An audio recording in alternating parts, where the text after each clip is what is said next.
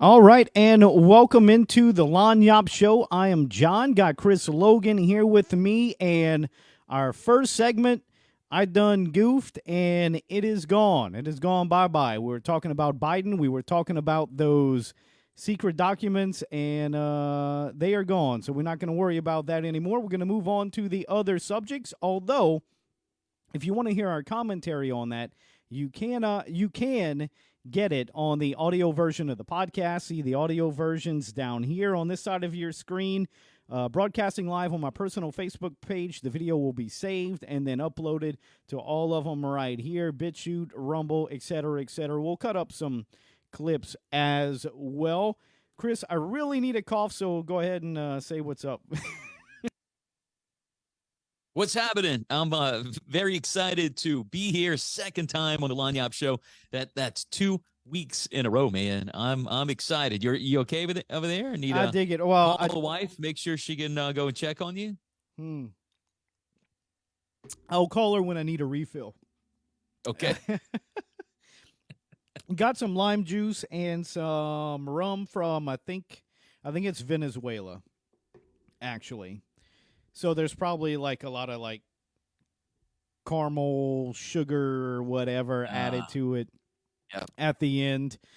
Probably not very good for you at all, but who cares? I really dig it. Is that top shelf? It costs probably about 30 plus a bottle, you know. That's pretty good. Just a little bit more than a dozen of eggs. Right. Not bad. Not bad. I mean, eggs or top shelf rum. Yeah. I go with top shelf rum every time. I forget I think it's called Diplomatico. They have a couple of bottles. This is the black bottle. I might have had it on the show before. And I put a little bit of limeade, simply limeade. And then just the rum and ice. And a little splash of water, too. Okay. You can drink the rum by itself. I just like to add a little bit of limeade to it. But anyways, yeah, in the first segment, which had not appeared, we were talking about Biden and the documents that found, and I think we pretty much covered all bases, although I told you the conspiracy theory of maybe the deep state is actually finally done with him and they're ready to move on. It's a way to stop Biden. It's a way to stop Trump from running again. And for anyone who would roll their eyes and say, there's no such thing as a deep state, and as soon as I hear that, I tune out. I have one of my absolute best friends who tells me that all the time. As soon as you start talking about the deep state, I just laugh, and I'm done, John. I'm done. Well, I think the Twitter files pretty much proves that, you know? I agree with you 100%. Now, are you and this guy, are y'all still friends? Amazingly, we are. I mean, he's been my best friend for so long. We knew each other when we were young. We were roomies in college. In fact, I was entrepreneurial, and I purchased a mobile home, and I charged him rent. He was going to go to LSU. Can you believe that? That old dirty college. He was going to go to LSU, and I stopped him and said, why don't you live with me and come to UL? And so we roomed at UL. And, I mean, he's been one of my best friends. We've been through the thick and thin, et cetera, et cetera, et cetera. But he does, and look, I'm going to say this about him. He's like Jimmy Kimmel, okay? He used to do a thing called The Man Show. So back in college, this guy was very Jimmy Kimmel-esque from The Man Show, you know, male chauvinist, et cetera, et cetera, et cetera, right? But now he's been in Baton Rouge for a handful of years, and he's got more of that urban liberal influence in him, and that has really changed his perspective. I'm sure you know a few people like that. I do. But what's kind of cool is y'all disagree, and he'll tune out with something that he doesn't like. but y'all are still civil to each other. Isn't that how it's supposed to be? Agree to disagree, not really get your panties in a bunch, all that much. That's my wife's know? doing, Chris. My wife is the reason why we're still great friends. She keeps me in So line. You had a middleman or a middle woman. I'm sorry. She keeps me in line. She's like, Jonathan, no, you cannot do that. You cannot just cut him out or whatever. And we get mad and you know, whatever. It's like brothers, right? You grow up with them. Right, exactly. Who didn't fight with a brother growing up? But that was interesting to hear, though. Your whole deep state thing, that was very interesting to hear and make some sense. Are they trying to get rid of Joe Biden? You know, I was tracking his poll numbers, and it's amazing. I don't know what happened to Rasmussen, but something in the last couple of years, I don't know if they changed their methodology or whatever, but Rasmussen has been tracking Joe Biden. It's been one of his best polls in the last couple of years. Now, actually, the last year. Let me rephrase that. The last year. Before the last year, Rasmussen was one of his worst polls. So what is happening, I have no idea. I don't know what they changed. I didn't really go read. I go to Real Clear Politics, and I look at the aggregates, and I look at all the polls, but I don't actually always go in. Every now and again I will. But I don't always go in and read the methodology and the actual questions and see how they lean people to vote one way or another. But on what is it, YouGov and The Economist, they do a poll together, and Biden got a +3. His poll numbers have been going up lately the past few weeks. I don't know if that pushed a button where the deep state said, oh no, I don't know what's going on, but his poll numbers, he's still negative. He's still like -7 point something. But if they say, oh no, he's going to run again, he's starting to get a little popular for whatever reason, lock those up in the garage, man. Put those in the garage.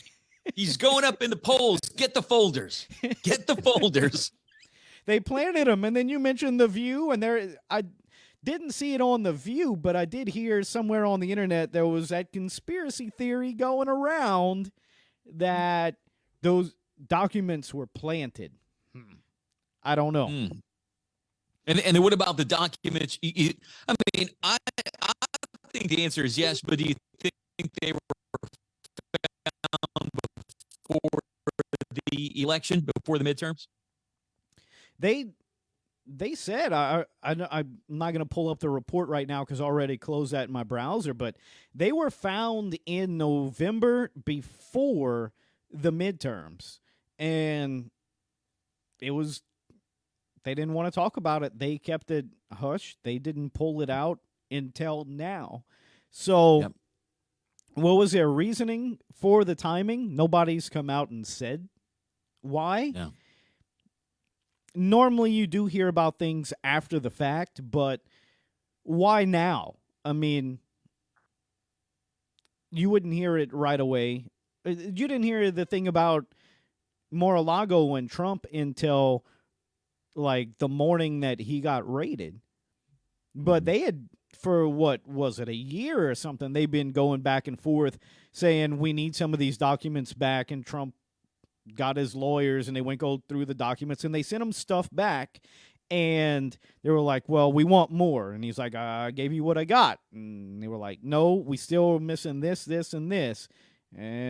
But they actually communicated. You know, Joe Biden and the White House put out this statement that they were working with the archive, etc. And Trump did too.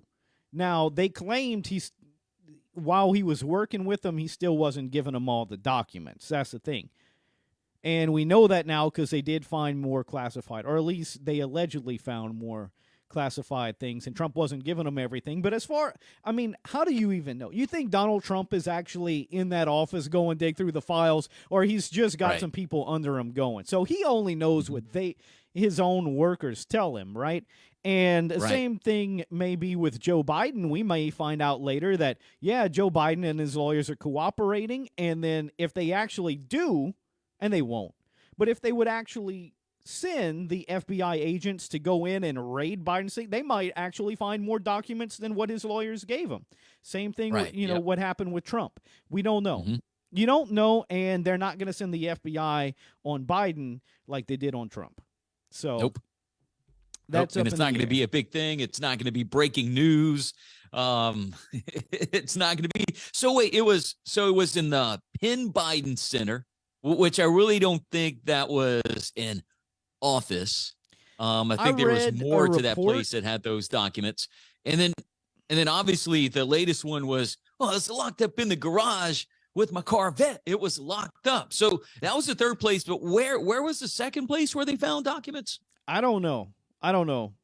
But look, that garage was locked because he locks his garage. You know, He has a classic Corvette in there. If there was a safe place in someone's house to hide classified documents, I think that would be in the garage with your classic Corvette that goes really fast. I read a His report. dad used to drive really fast in too. The report said that the first documents that were found were in a quote unquote private office. And I read that, and as someone who combs over news and journalism his entire life, basically, Mhm. I'm like, that's framing. They didn't have to put private office in there. They put private office because they were trying to say it was safe and secure. There's a reason why they framed it that way. You got to go and read these things, and I'm telling you, you can really figure things out when you look at the language they use, the framing devices. They were trying to run cover for them, but the fact that all of these news agencies, even in the mainstream, are covering this, man, I think they're trying to kick that old man out. I think they're done with him. It could very well be. I was scrolling Facebook just to make sure that we were live again. And someone posted, get this, my gas stove is locked in my garage with my Corvette now. Lock it up. Lock it up. That's the place to put As it. long as it's locked, it's okay. All right. So where's okay. let me go see. I got to go find it now. We are live now. We didn't goof it up like the first segment. I think we're good. Where's the okay. Anyways. All right, we are there. Oh no, not on your live. Not on my live. Okay. Someone randomly posted that. I came across while making sure we were live. I gotcha. All right, let's go to the next story, the gas stove story. So you cover this on your morning show as well, and this, I'm not going to go through and read this thing, but maybe a couple of lines. But this all started, you had a guy in the, I don't know, we'll call him the Biden administration. I forget what he's the head of. Some environmental blah, blah, blah, blah, bull crap. And he did an interview with Bloomberg saying that, hey, man, gas stoves, we got a couple of these studies, which if you know anything about studies and who funds them, they know the end result before they even do the study, and they just strategically build the study to get the result that they want. But anyways, there was a couple of studies that said gas stoves put off a bunch of toxins, etc., childhood asthma, and it's bad for the environment and other respiratory issues, etc. And we need to get rid of them. If they can't stop these emissions, then we have to ban them, essentially, is what he said. But at first, looking at heavily regulating gas stoves and then potentially banning them. And so that was on like Monday. Then on like late Monday, early Tuesday or something, the New York governor, Kathy Hochul, quietly snuck in a proposal to ban the sale of gas stoves. Now, when a few places like the New York Post actually covered the story from the White House, it got a bunch of blowback. And people were like, this is insane. All right, y'all are going too far. I don't know what you cook on, Chris. I cook on gas here. I've cooked on both. I grew up cooking on gas. When I became an adult, I moved out. I cooked on electric, and now I'm back on gas. And hands down, I'm a gas stove guy. There's a. Yep. Have you been to any professional restaurants? You ever looked in any of them in the back? You know what they're cooking with? Gas. They're all cooking with gas. There's a reason why. Number one, electric stoves will warp your cookware. But when you pull it off, you're done. There's ways you can manipulate it. Gas is just 1,000 times better. 1,000 times better. Anybody who cooks and who has cooked with both know this. When it's off, it's off. You'll hear people say that. When it's off, it's off. You cut it off, there's no more fire. The element on the electric stove will keep residual heat. Yeah. So anyways, there was a big blowback. But while the blowback was happening or just starting to come up, Governor Hochul of New York was actually sneaking this stuff in. And then the White House comes later on in the day and says, oh, no, we're not doing it. We're not doing that. That was just some guy running his mouth. We're not looking to ban gas stoves. But in the meantime, Hochul actually put it in. So it's called the New York Housing Compact. And not only gas stoves, but gas water heaters and other stuff. If gas stoves get banned, I want a fire pit and a cast iron cauldron. One Twitter user. Okay, that's not the quote I wanted.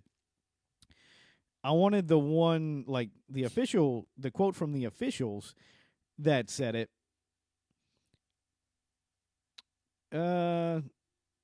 Anyways, but that is a thing. Is that the one about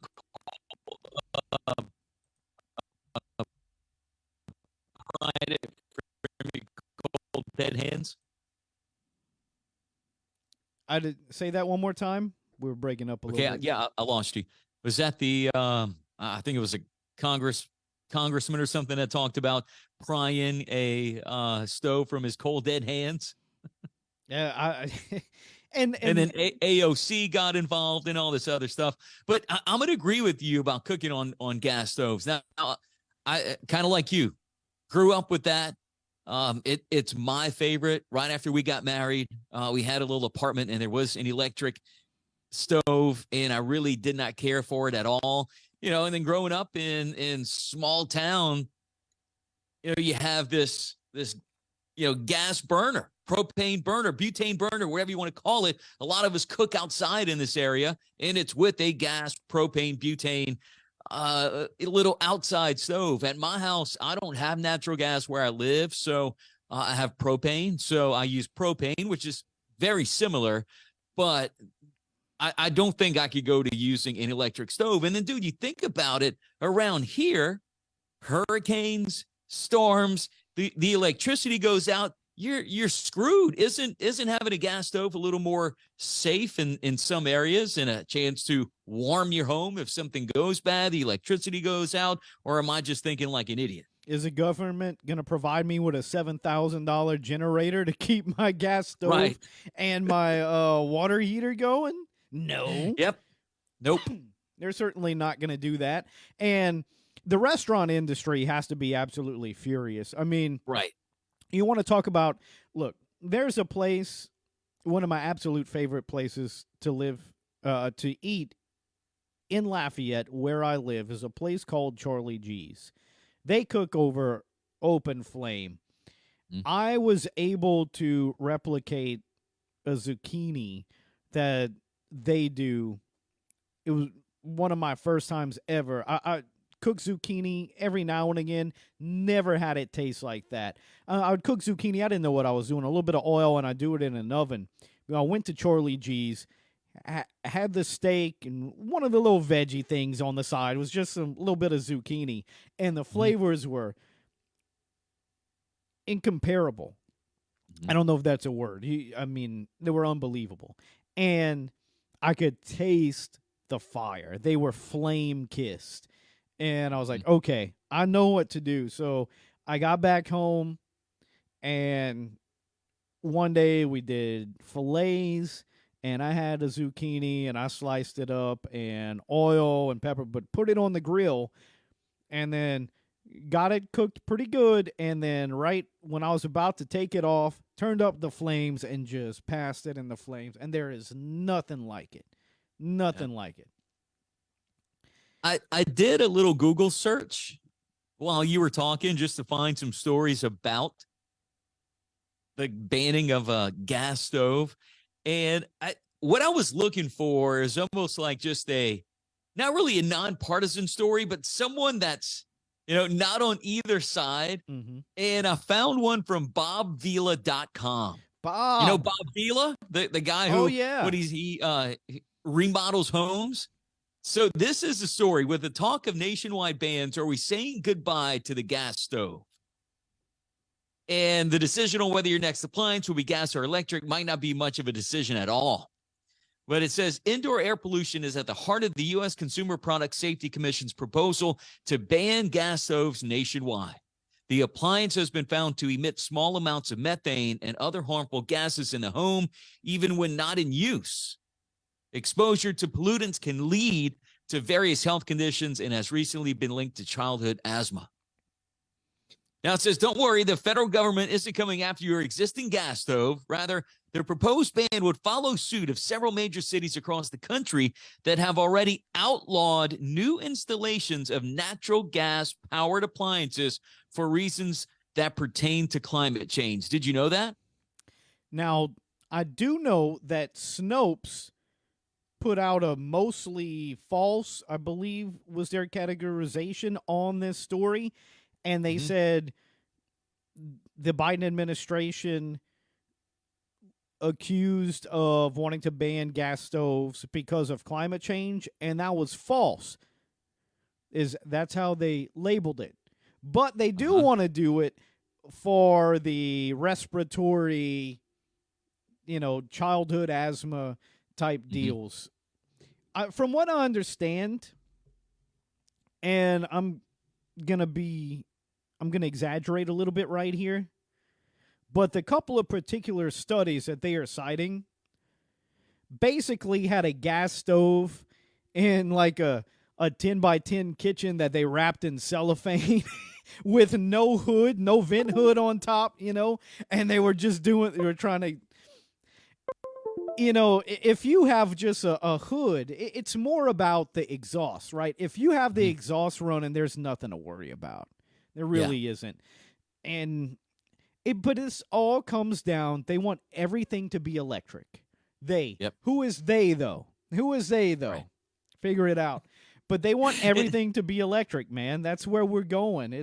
yep. It's They say on here also too, the EPA reports that 13% of the total planet warming greenhouse emissions produced by the U.S. in 2020 came from residential and commercial settings. Furthermore, about 79% of those emissions came from the combustion of natural gas, the fuel used in appliances. Now, they said 2020.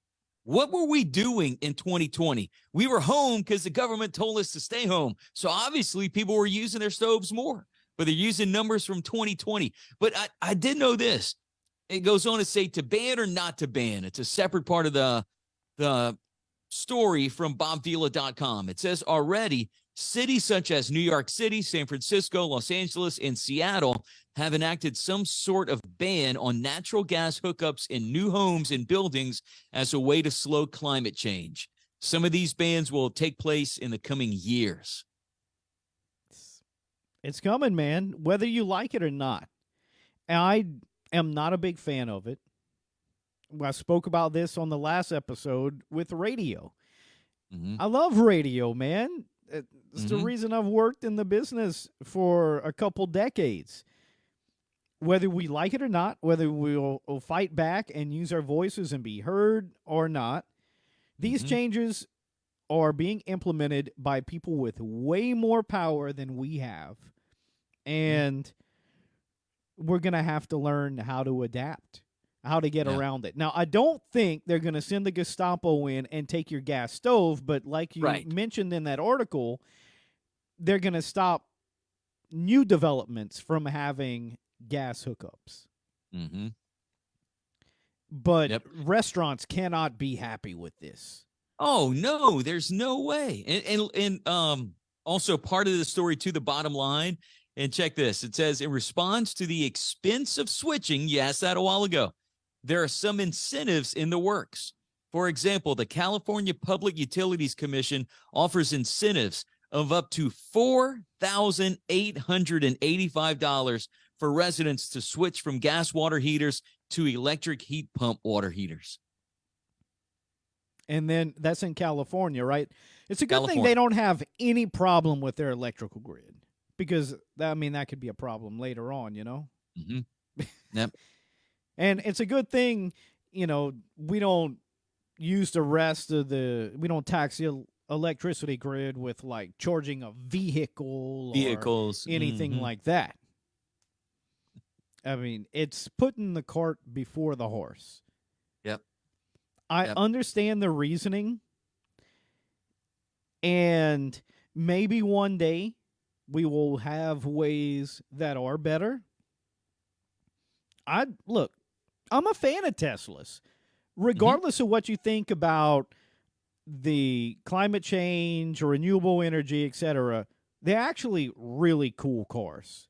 They're Yes. awesome. And the Yep. instant acceleration thing, man, it gives you the free songs. But I don't know. Have you been in one where you could you put the pedal down? There's no delay. Mm-hmm. Just goes. It is awesome. And then you got the self-driving thing. I have kids. Your kids are probably driving now. You've got at least one, I think, that's driving. That scares the ever-living crap out of me. I got both, man. My daughter just started driving. I'm looking at a future where all the vehicles on the road are in they're in cohesion. I don't know if that's a word, with the traffic lights. Everything is running on this cloud internet deal. It knows where everything is going on the intersections. It knows where all the vehicles are. The vehicles are automatically driven by themselves. The lights, you don't even really need lights because it's maintained by the intersection. Now, you probably need lights for a while because you have people who just like to drive their gas-powered vehicles who's, having fun, or they just whatever. But these things are going to be provided to you by the government. The government is going to provide you these vehicles. Whether you like it or not, it's going to be more convenient.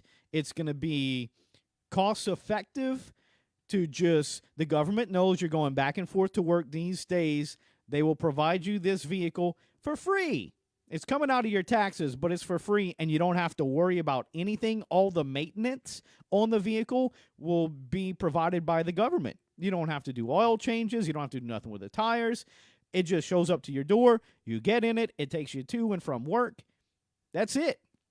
And you don't get in wrecks because the whole grid is on this big cloud thing. They're all the vehicles are talking to each other. They know where they're at. They're not going to wreck into each other. And traffic will move way more efficiently as well because you don't have all these awful drivers and people driving too slow or whatever. Mm-hmm. The AI will take care of it all, and it'll be tremendously efficient, and then we'll forget what it was like, to actually drive your own vehicle. That is what is absolutely frightening. And like I said, whether we like it or not, it's going to happen. So we need to think now.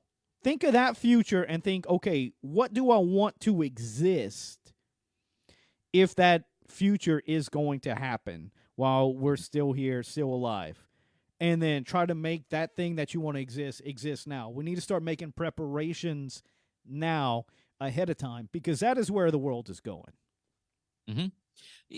And I think you're right. Obviously with all that stuff, that's going to be a way for Big Brother to look in. You know, I mean, I know Big Brother's looking in now, but that what you were just talking about is going to make it a little bit easier, I think, for Big Brother to know where we are. You know, even though if you just go to it's not Google Travel, or you can go to your Google account and it'll show you where you've been if you have your location services on through Google. But you know, it's kind of like we're being tracked now. And we talked about this last week with the whole radio and the digital thing.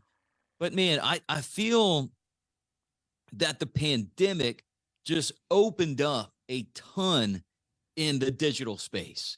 Like it almost like we just warp speed into the digital space. Everything that they were trying to push, from telemed to e-commerce, getting more and more popular. Businesses had to find a way to do, you know, more business online and find a way to quote unquote pivot and adapt to another way, with everything being shut down, not being able to go into stores. We saw curbside service at stores, and everything just advanced so much in a short amount of time. It's like the pandemic gave this whole digital world a big boost. You agree with that or not? Absolutely. And I think it was planned. Mm-hmm. I think they knew what they were doing.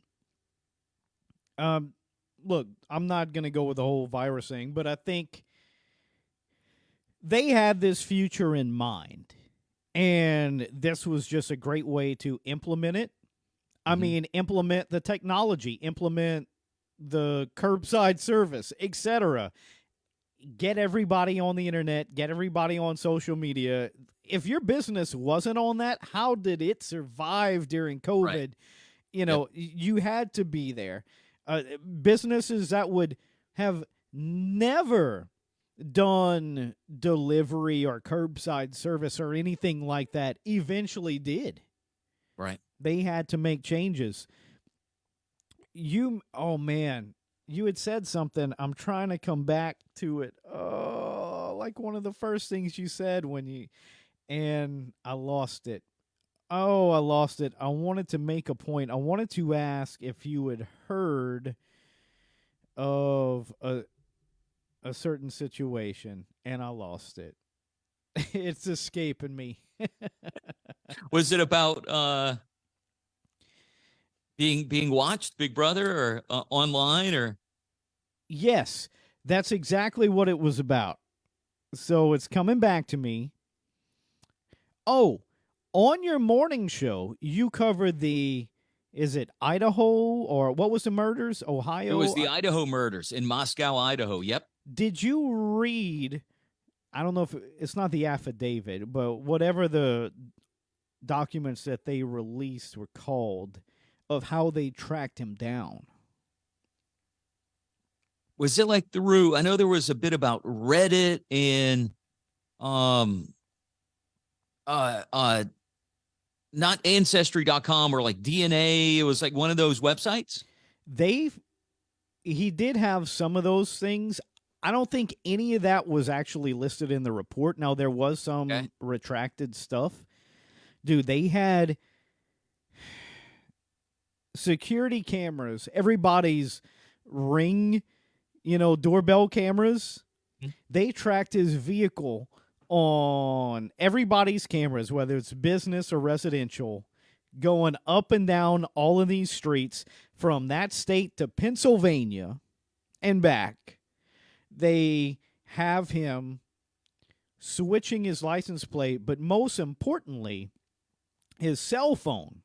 So they know when someone is about to commit a crime like a murder, they'll tend to either turn their phone off, or they will just leave it in an area, go commit the murder, and come back.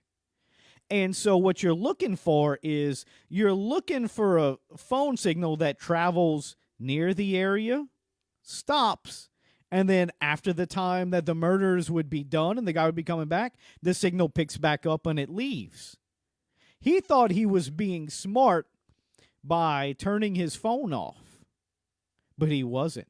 he gave himself away because his phone signal was like, I don't know. I'm going to say half a mile. That could be totally wrong. But his phone signal like died out, whatever. Half a mile down the road, it stopped transmitting. And then it picks back before the murder, like a few minutes before the murders. And then a few minutes after the murders stop, it picks back up and it goes a different, just dead giveaway. And they tracked him on his cell phone all the way throughout the country. They matched up the cell phone with the visuals from like the Ring doorbell cameras and stuff, watching his white car. I forget what make and model it was. Like Kia or I forgot what it was. Yeah. But that's how they got him, man. Big Brother got him. I don't think there's any way to escape it. And what me and you know, what I just told you, it's got to be 3 times more invasive than what we know. Because, they're not really letting the public know how much they know. Absolutely. Yep. I agree with you 100% there. And, the thing with the Idaho murders, and I kind of fell off the past few days in following it. I was following it very early on. Then around the time they arrested the guy, Brian Koberger, then I followed it a little bit more. The thing for me was it happened on November 13th, and it was like very just, it was mum. There was nothing. There was a few details released, and then he was arrested. Was it the first week of January when they arrested him? I forgot what was the date he arrested him, but it was, just a huge gap. And it's like it went from no details, no information to just boom, we got the guy. And then everything you're talking about, all that starts coming out. He was like, a criminology major at a nearby college. And he did a bad job. He thought he was doing a good job. And look, I'm not applauding the guy. He's sick. He murdered some college students. But, he did a horrible job in trying to cover himself up. And by the way, it was a white Elantra. That's what he had. White Elantra. Yeah, he thought he was smart. Yeah. He was like a Dexter, right? I've never watched the show. My wife watched it. Some of my buddies, my roomies, watched it back in college.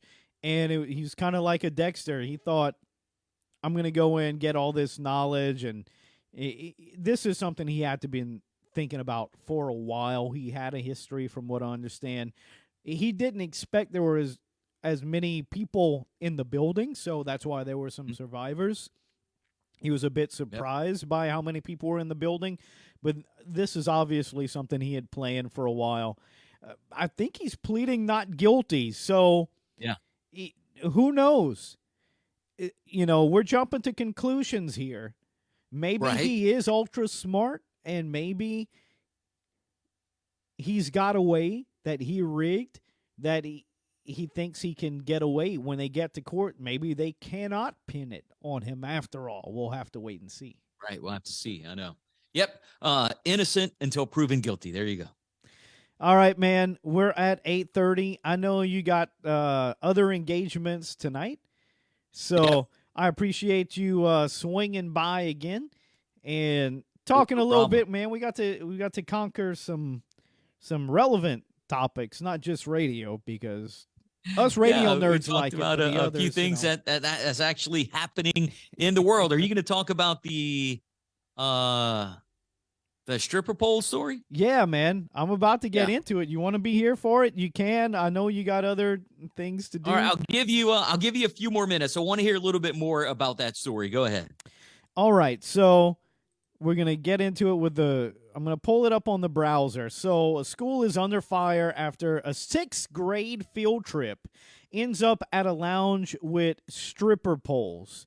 Yeah, this is from the New York Post. You can read the details. Look, here's a picture. They got them kind of blotted out. So there's 6th graders dancing on the stripper poles. I'm going to give you a summary on what happened here, because obviously we don't have enough time to cover the whole story and read it. But essentially, this was a field trip to let's see. I think it was the orchestra or something they were taking him to.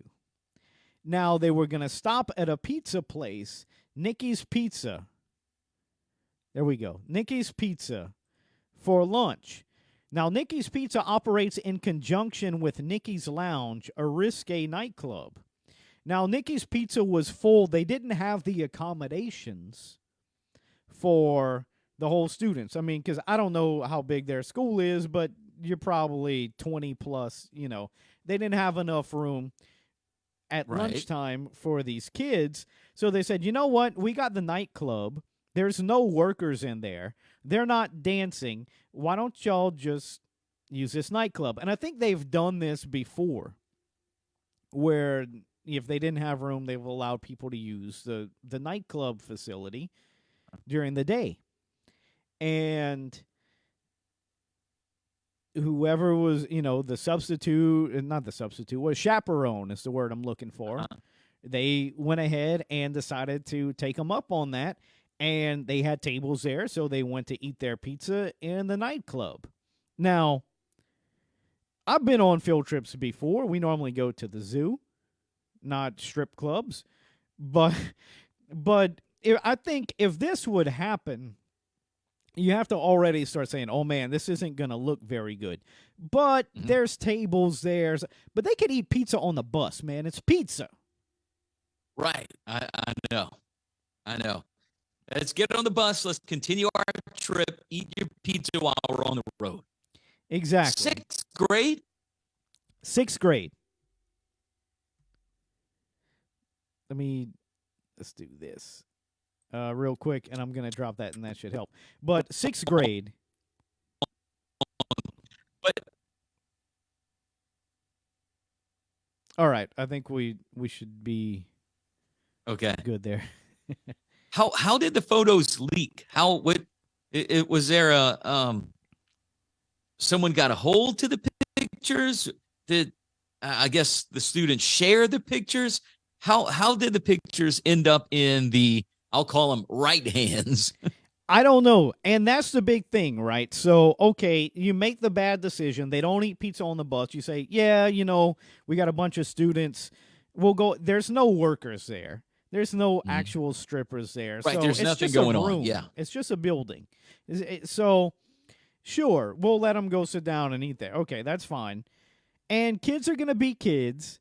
They see the stripper poles. Some of them know what stripper poles are, so they're going to go play on them. I understand that. Even to this point right now, I'm not faulting anybody. Mm-hmm. But I've got kids, you've got kids. If those were my kids and they would start to go play on the stripper poles, I'd be like, hey, no. Down. Sit down and eat your pizza. We're not doing that. Yep. Leave that alone.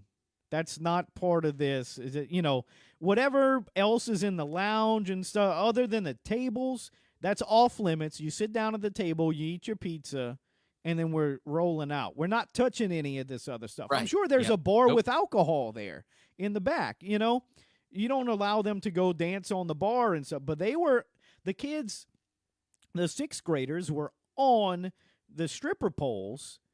So that's already a big no-no. But again, kids are going to be kids. And maybe that was them doing it before they got fussed at by the chaperone. So I'll even let it go that much further. But who took the pictures? Right. Who took the pictures? Yep. That's the big thing. Because if that was a chaperone taking the pictures, now we got trouble. Right. Yep. I agree with you 100%. Who snapped that picture? How did it get out? And you're right.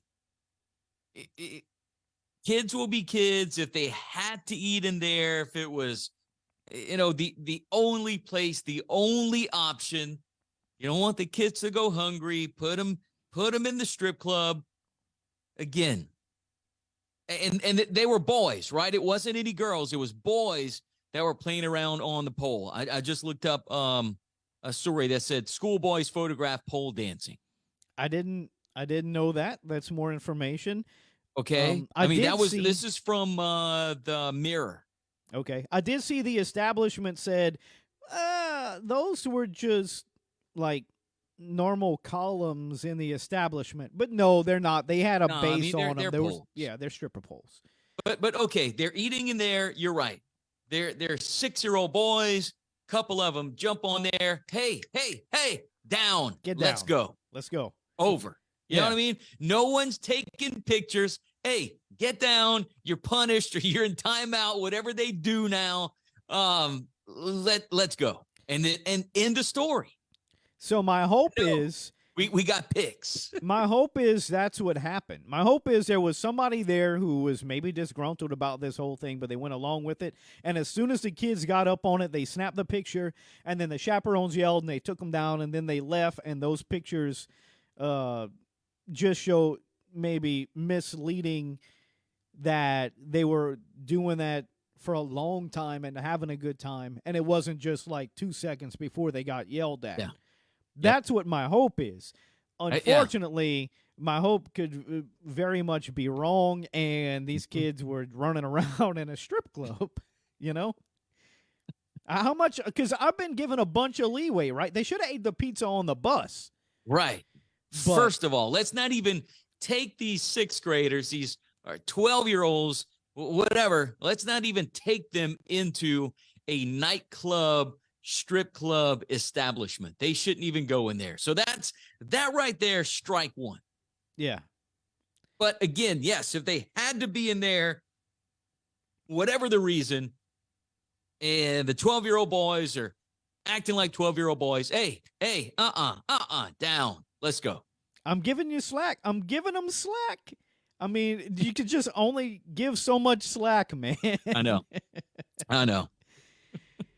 All right, dude. It's been a fun time. We tackled the Yep. 3 biggest stories, I think. I'm doing 3 on both hands, so it's 6, but we didn't do 6. I'm giving the 3 biggest, I think, stories this week on the Lanyap Show. Next week, I have no idea. I plan these things out about 30 minutes before I hit record. So You texted me, said, hey, man, what you want to talk about? I'm like, I don't know, whatever. Let's just do it. that's it. That's it. I appreciate you coming on. Plug your You got it. stuff. Let everybody know where they can find you, etc. Yep, awesome. So you can find me on Facebook, Instagram at CLoganDJ. It's Chris Logan. You can also listen to my online station. It's called The Planet. You can find the station on Instagram, TikTok, Facebook at Listen to the Planet Online. You can listen to the station. We're an exclusive online station for 90s and 2000s rock. So everything from Nirvana and Pearl Jam to 3 Doors Down, and I don't know what's another mid Trapped? early rock band. Nickelback, yes, do play Nickelback. But anyway, listen to theplanet.com. You can listen there. Also download the apps. Listen to the Planet. That's what you got to search for. App Store, Google Play. We're on the iHeart platform. Search Listen to the Planet. We're on TuneIn Radio. Search Listen to the Planet. And also Alexa. If you have an Alexa device, you say, Alexa, enable the Planet Online skill. Then you get the little bing, something like that. And then you say, Alexa, play the Planet Online. And then you're going to be recorded by Alexa for the rest of the day. Sweet, man. Hey, go play that song that goes boom, boom, boom, boom.